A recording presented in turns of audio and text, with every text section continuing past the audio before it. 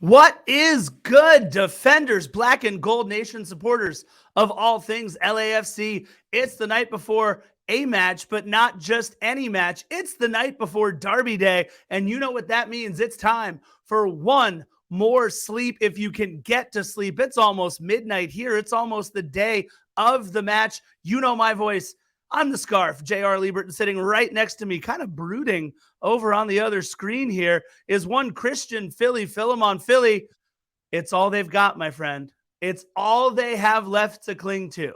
LAFC has never beaten us at the friendly confines of Dignity Health Sports Park. It's all coming to an end tomorrow. Philly, I know you and I both feel the same way. The streak ends tomorrow. 7-5-5 is the record that the Galaxy have over LAFC since 2018. The last and final straw that they have to maintain any sense of respectability, dignity, and the last thing that they have to cling on to in order to hold their heads up high. This is a team that has not won a game all season long. Listening to the interview with their head coach, he is absolutely delusional. Context. Let me give you context, Greg Vanny. Your team cannot score goals. Your team cannot score upon the worst team in Major League Soccer, Sporting Kansas City. Your team has not won a game all year long, and you are talking about context and how your team is trending in the right direction. You had two players that went off with red cards in the most idiotic of ways. Maybe because they're too afraid to go up against LAFC. Maybe because they want to just go to Coachella and forget about tomorrow. Context. This is a team that is regressing and has been regressing since 2018. A team, a front office, a coaching staff that has been reactive rather than proactive. Now, we talk about this 7-5-5 record that they hold against us. But the only record they should truly focus upon is 136, 88, and 125. Their record under the guidance of Chris Klein, a 39% winning streak, Scarf. As far as I'm concerned, hashtag Klein in. Yeah, look, you can see it right there. I put it up. Why not? Hashtag Klein in. Look, the bottom line is this. You can always throw out the records when LAFC and Carson meet. It doesn't matter if it's at Dignity Health Sports Park. It doesn't matter if it's at BMO Stadium. It doesn't matter if you got a several-month reprieve from your beatdown that was supposed to take place February 25th at the home of where all your dust-covered trophies started, the Rose Bowl. It doesn't matter. The streak ends tomorrow. Yes. Does Carson have nothing to lose? Absolutely. As it was, you mentioned it. Martin Caceres went over to the official while he was reviewing VAR, tapped him on the side, and hey, do me a solid. Can you give me a red so I don't have to play against LAFC in our next match? Hey, Douglas Costa, you know what you did? You backheeled a ball into another player that had no business even getting near the ball. And then you got so upset with them that you put him in a headlock, took him down to the ground, and then you got yourself a red card. And then you decided to boot the ball in the stands. Maybe you were trying to kick it all the way to BMO. I don't know what you were doing. But two of the biggest acquisitions that this club has made over the last couple of seasons decided to bow out before not just any match, but before the CLASICO Angelino? Are you kidding me? Meanwhile, over in black and gold, we've got Denny Bawanga just champing at the bit.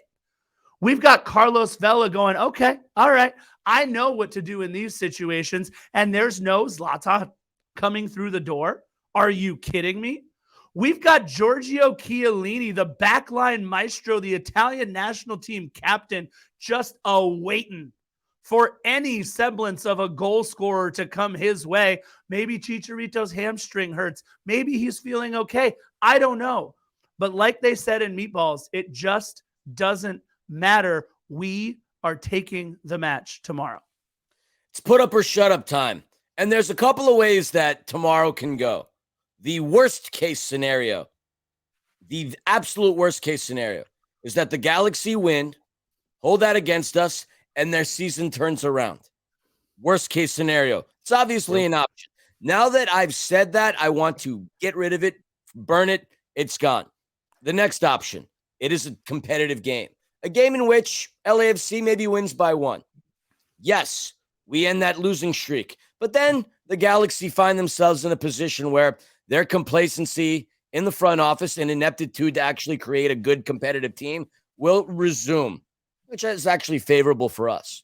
And then the best case / worst case, other worst case scenario is that we absolutely annihilate them and force their hand to actually really do some things about overhauling their front office, their coaching staff, and a good portion of their lineup. Either way, a win tomorrow will absolutely take away that blemish that we have.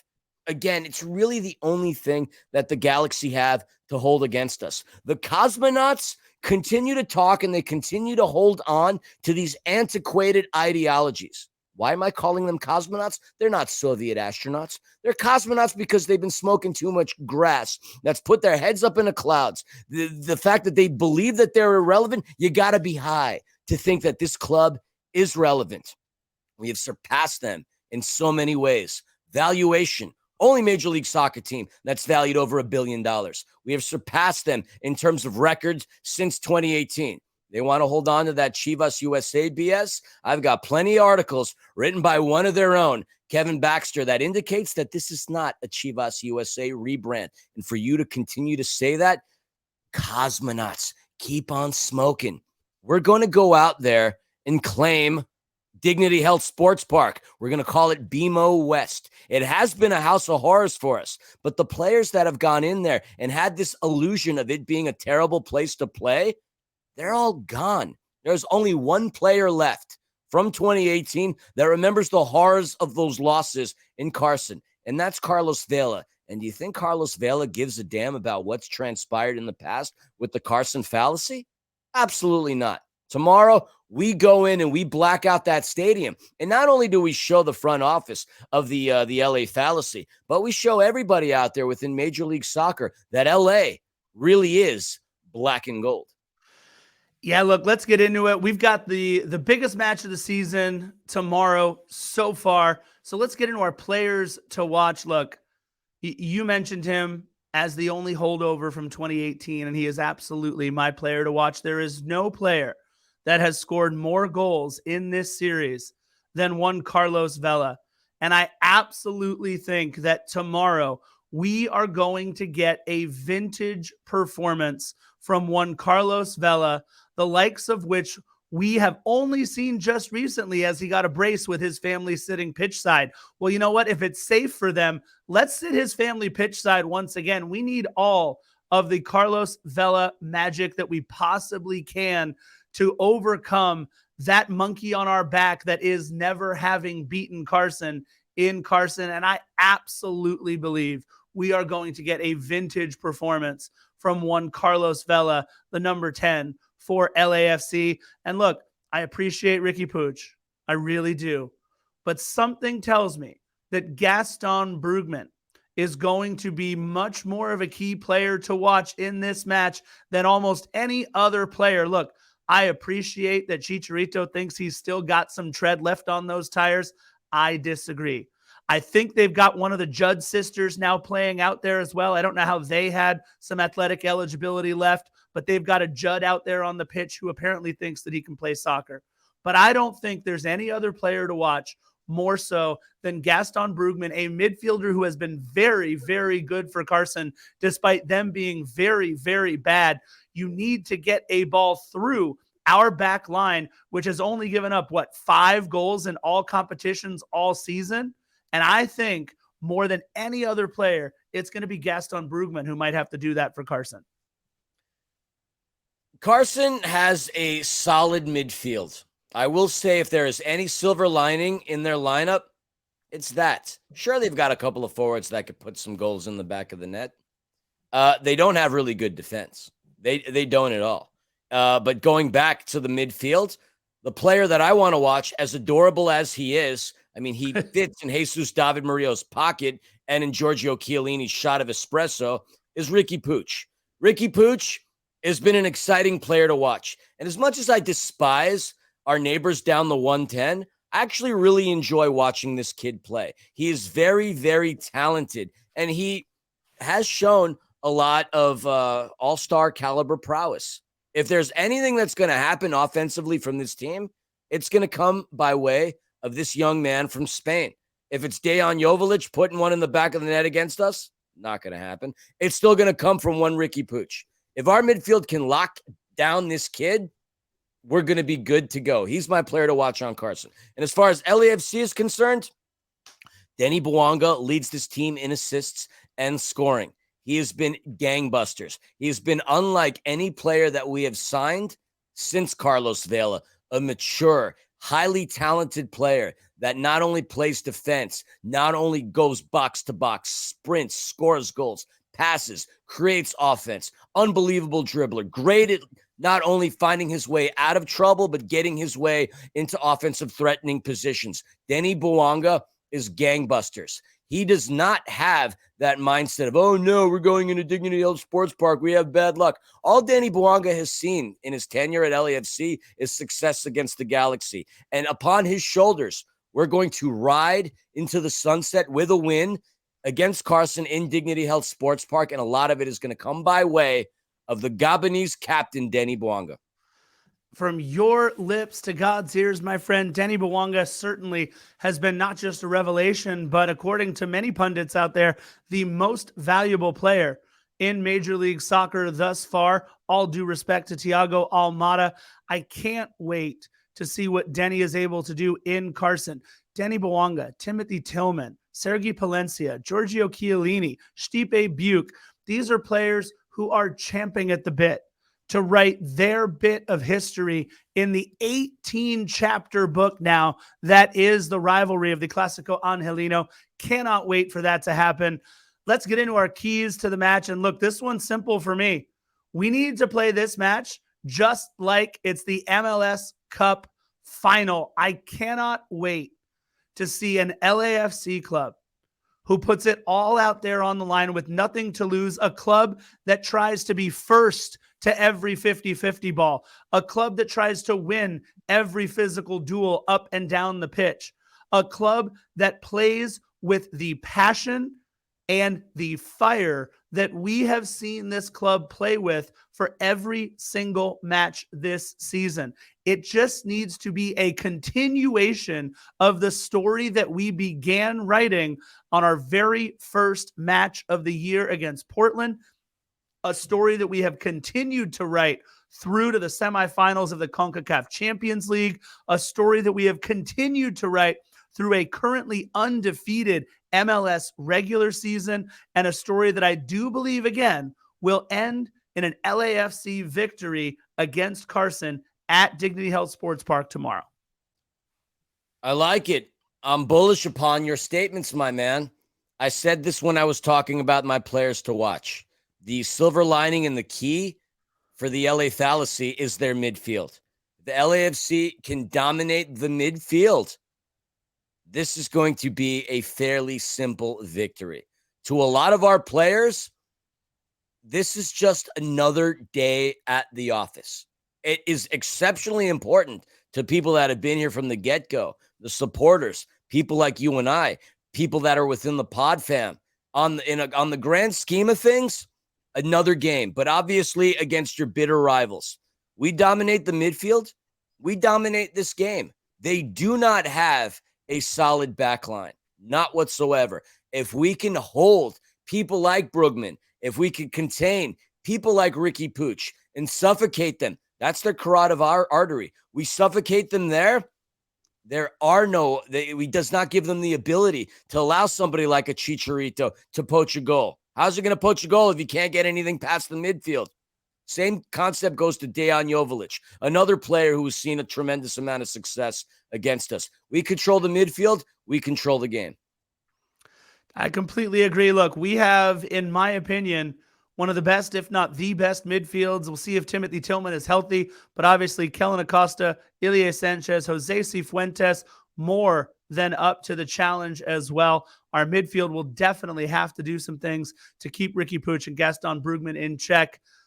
What about score predictions? I'm going to go first.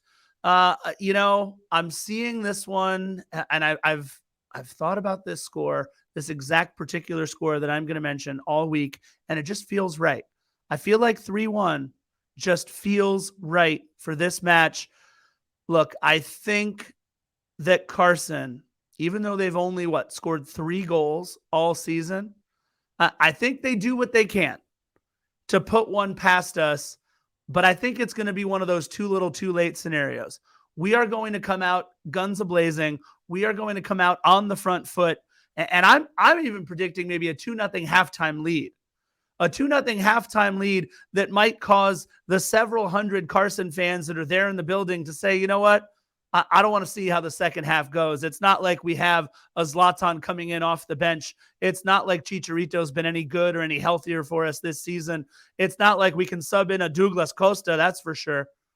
So I think we go up 2-0, and we might even get a third before this first goal comes back. But I will tell you this, I do not believe that we will ever be looking at the Carson scoreboard ahead of us on the goal sheet at all tomorrow.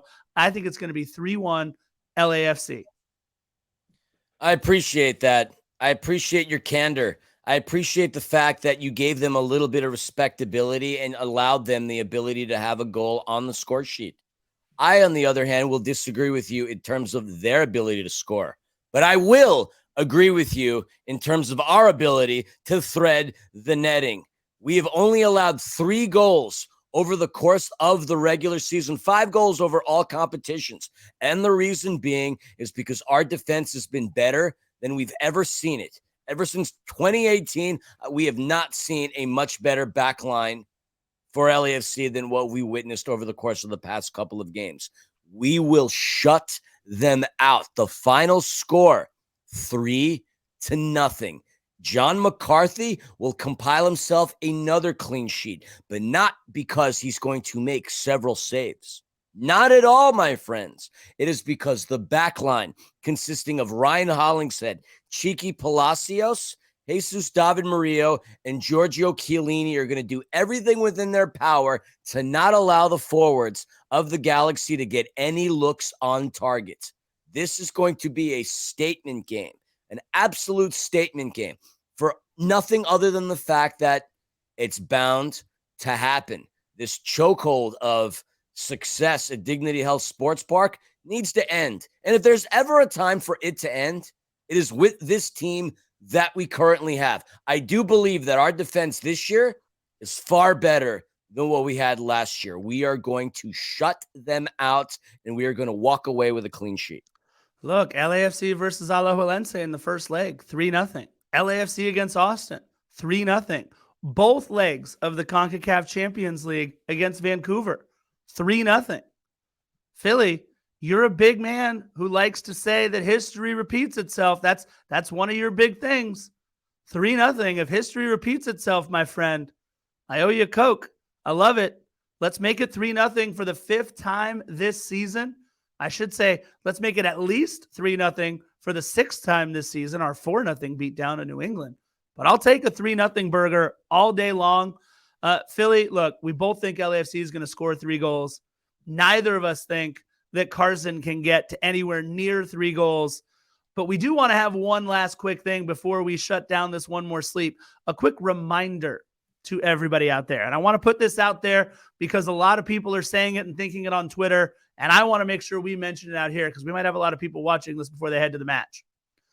A lot of the Carson supporters are not going to be inside Dignity Health Sports Park. They've already said they're not coming unless there's some 11th hour deal that they can strike with the club and the front office. And I still think they have a chance to do so. I would be shocked if they're not in the building. I still think so. But where they are going to be is out in the parking lot. Everybody be very, very careful that their protest of the ineptitude of the front office, of the ineptitude of the players out there on the pitch and the way that things have been run since 2017, 2018, however they're going to try and spin it. Everybody be very careful because all of those Carson supporters will be out in the parking lot. So if your car has LAFC stuff on it, you may want to consider not having as much of that stuff on your car going into the match. I'm not saying not to support your team, but I don't ever want to go to a sporting event and come back out and find, I don't know, my car keyed, a broken window, a smashed tire, a kicked in bumper, something like that. And if Philly does, or if LAFC does what Philly says they will at 3-0, or what I say they'll do at 3-1, those supporters are going to be out there and they're going to be pissed. And they should be pissed because it has been 5.5 almost years of ineptitude since we've come into the league by the Carson Galaxy. But I just want to remind everybody, be safe and be smart going to and from the game tomorrow. Yeah, I completely agree with your statement in terms of being safe because, look, a lot of knuckleheads have done a lot of knucklehead things on both sides of the fence. Let's not get things twisted. Stuff happens on both sides of the fence. I will disagree with you on something. If LAFC does win 3-0, I honestly don't believe that their supporters are going to be that mad. I think they're actually going to be quite pleased because if there's going to be anything that's going to put that front office, the ownership, whoever, AEG, the people involved, is a bad loss against their bitter rival. They may not necessarily care about the results against the Houston Dynamo or Sporting Kansas City, but you know the powers that be are paying attention to this game. And if LAFC absolutely annihilate the Galaxy, I think it's going to force the hand of the powers that be, which will actually appease the supporters. I firmly believe that that's actually going to be a good thing. And maybe for the first time, it'll be a very civil event and a civil affair because along with the supporters of the Carson Galaxy and LAFC, I think we all want the same thing, for LAFC to obliterate the Galaxy, because that is the only way that there will ever be a shot at hell at a phoenix rising from the ashes, because that's really where it is. Scarf, even if they win, God forbid, tomorrow, let's put it this way. It's only going to be a Band-Aid on a franchise that needs to be amputated. A win is really not going to do that much for this team in terms of turning things around. Maybe it'll give them a little more bragging rights and a little bit of juice and a little bit of pep to their step. But in the grand scheme of things, it is still a floundering club. We are in the semifinals of the CONCACAF Champions League. We are now the only undefeated team in Major League Soccer, as St. Louis absolutely obliterated FC Cincinnati. We have so much riding. We are the defending champions. And more importantly, we really do own Los Angeles. It says LA on our hat. It doesn't say anything else. This is our town. And tomorrow, we take over your stadium. Yeah, look, you're absolutely right. I don't want to hear any of this talk about them winning, though. I think we are absolutely going to win going away. I don't even want to put that out there in the universe. But what I do want to put out there, again, is for everybody to be safe, everybody to be smart. Philly, I will see you at, what, about 10 o'clock tomorrow morning? Or something. Yeah, no, it's like 10 hours from now. You're fine. You got plenty of time to get some sleep. But we want to thank everybody for their support here over on the YouTube channel. If you are watching this, again, please hit the subscribe button. You'll get all the One More Sleeps. You'll get all the episodes and all the other fun content that we are planning to release all season. And again, be safe out there. We hope to see many, many, many, many, many of you as we black out Carson. Let's see if did I do it right? Yeah, there it is. I did it right. As we black out Carson. It says Lacko. It said, well, they have a Lacko offense down there in Carson. So we'll see what happens as we head over there. Philly, I will see you tomorrow, my friend. Everybody be safe. And you know how we like to end all this stuff with a really cool drum outro, because now we have a different thing. Here we go.